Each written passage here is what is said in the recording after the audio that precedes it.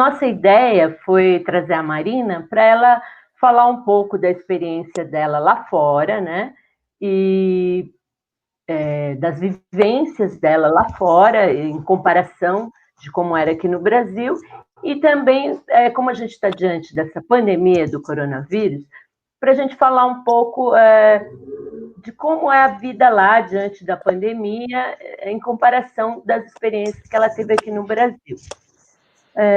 Um tema assim que muito foi comentado na mídia foi uma notícia que saiu, que aparecia as pessoas aqui no Brasil, num bar, né, muito, muito cheio de gente. Também teve uma outra notícia que aparecia as pessoas brigando com os fiscais que estavam ali vendo se as normas de saúde frente à pandemia estavam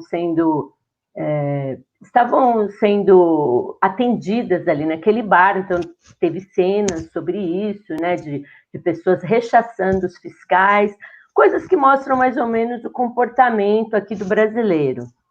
Então, é bom a gente ter em mente isso, né? E também outro fato interessante foi, assim, a postura mesmo do brasileiro diante da pandemia, principalmente após as falas do presidente da República, Jair Bolsonaro.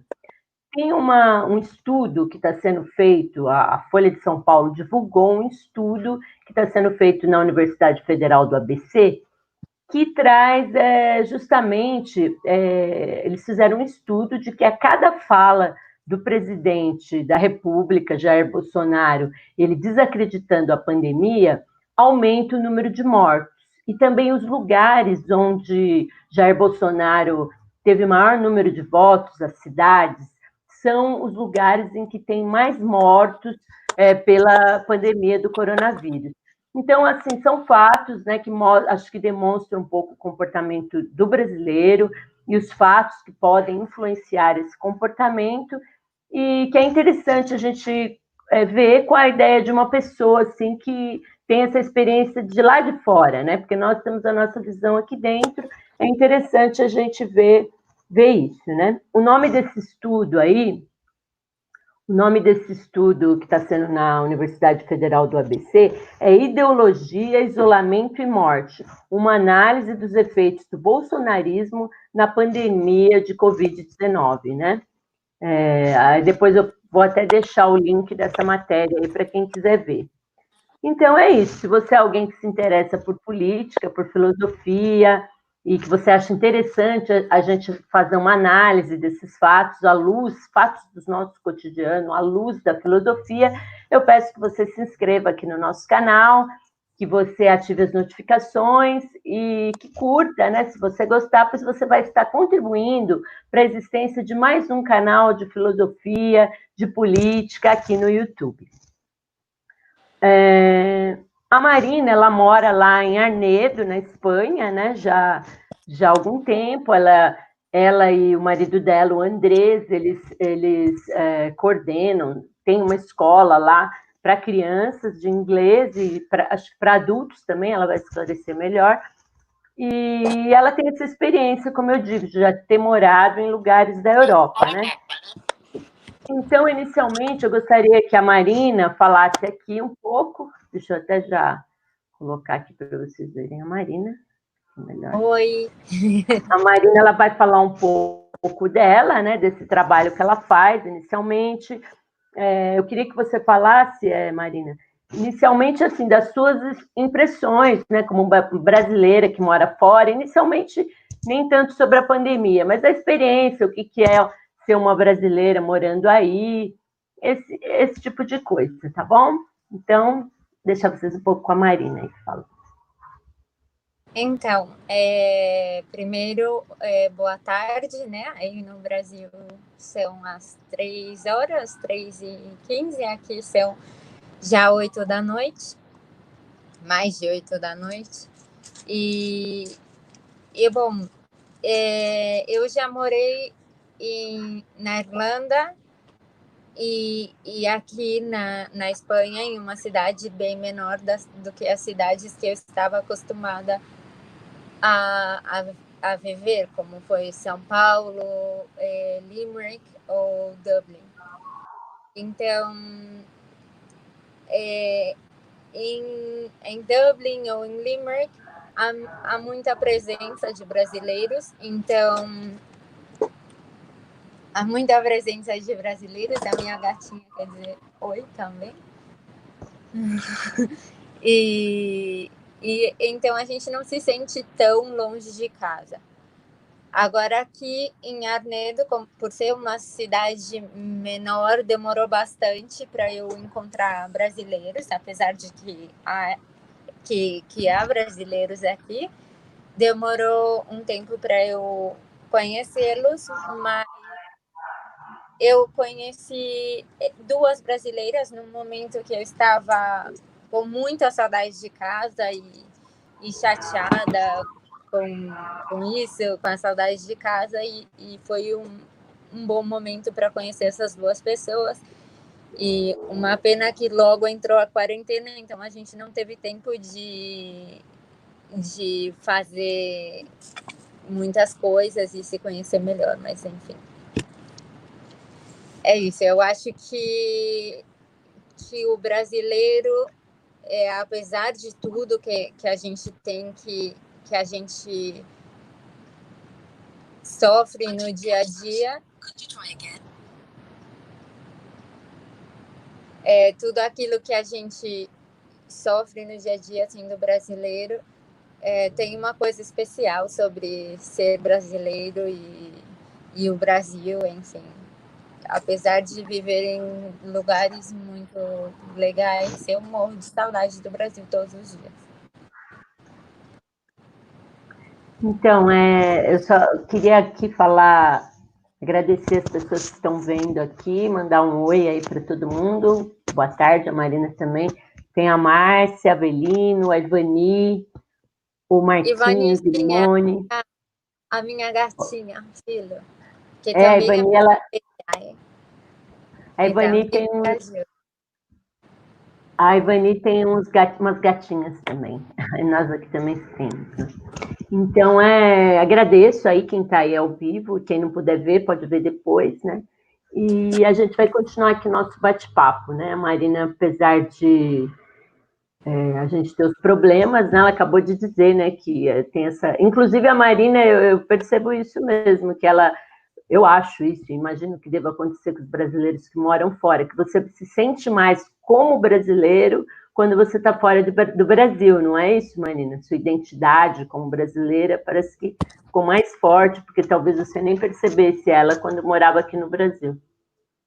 Sim, a identidade como brasileiro e como latino-americano, e eu acho que, na verdade, isso é um pouco o que falta no brasileiro, e não por culpa de nós brasileiros, e sim desses 500 e tantos anos que o Brasil vem sofrendo de exploração, e por isso a falta de a autoestima baixa do povo brasileiro. Então, muita gente diz que não gosta do Brasil, e a verdade, eu acho que não gosta da situação em que o Brasil se encontra, e que sempre passamos por muitas dificuldades.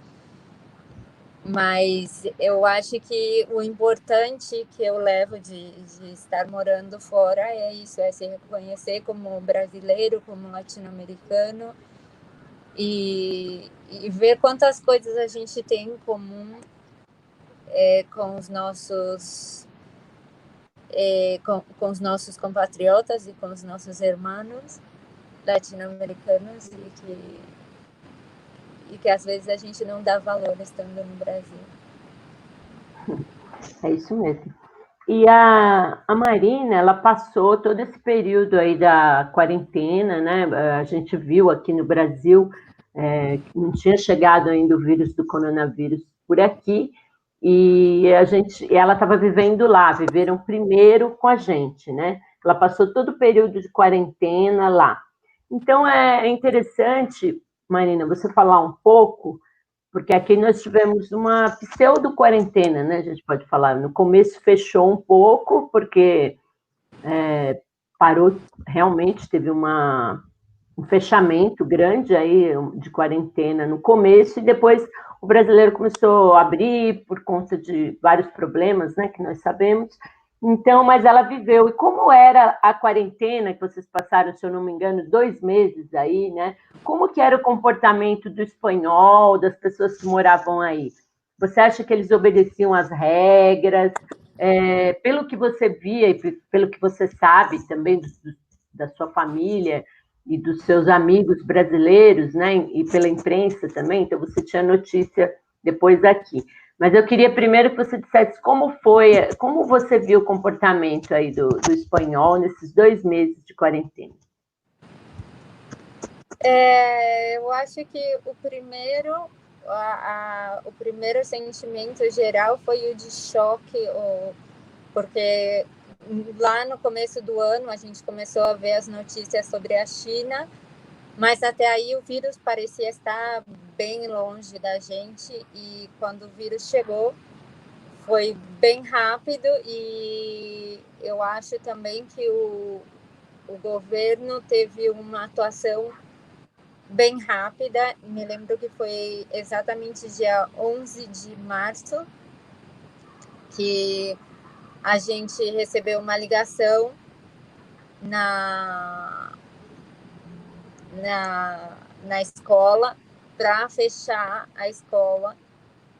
E aí começou a nossa quarentena, e alguns dias depois o presidente Pedro Sánchez decretou o estado de alarma, que seria como um estado de emergência, seria o correspondente aí no Brasil. E claro que existia muita gente que não respeitava, como no Brasil, talvez em menor escala, mas também aconteceu.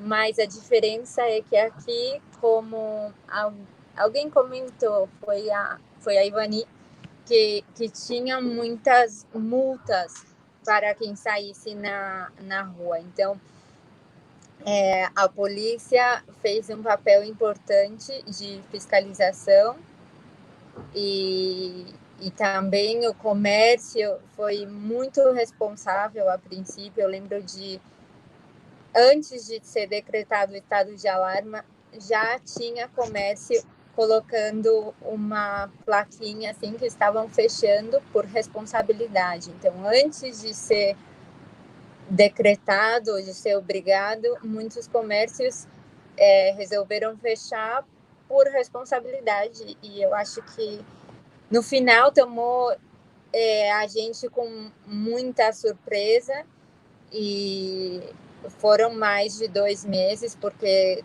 depois houve um relaxamento da quarentena que aconteceu bem passo a passo, assim. Não foi como no Brasil, que pelo que eu vejo, parece que passou de estar em quarentena a tudo normal, né? Não sei exatamente se você saberá me falar melhor, mas parece que no Brasil a mudança foi de 0 a 100, né? Não sei. Então, é teoria da conspiração aí, uma mas é isso, gente. É uma live curta, apenas para, né, começar a fazer isso. Mas vai melhorar e a Marina vai voltar falando que tem uma muito interessante também, pergunta para a ideia dela, que é o que. Então, obrigada, viu, Marina? Beijo. A gente se fala, viu? Tchau. Obrigada pelo convite. Tchau. Então é isso aí, amigos. Desculpa aí algum problema técnico, a gente vai continuar. Para a semana que vem, a gente tem já tem uma convidada, né, que ela vai falar, nem vou falar quem é a pessoa, mas vai sair o anúncio, ela vai falar sobre racismo estrutural, vai ser bem interessante a nossa próxima live. Então, um beijo, obrigado por vocês que ficaram aqui, e desculpa aí os problemas técnicos. E não se esqueçam de se inscrever, de compartilhar,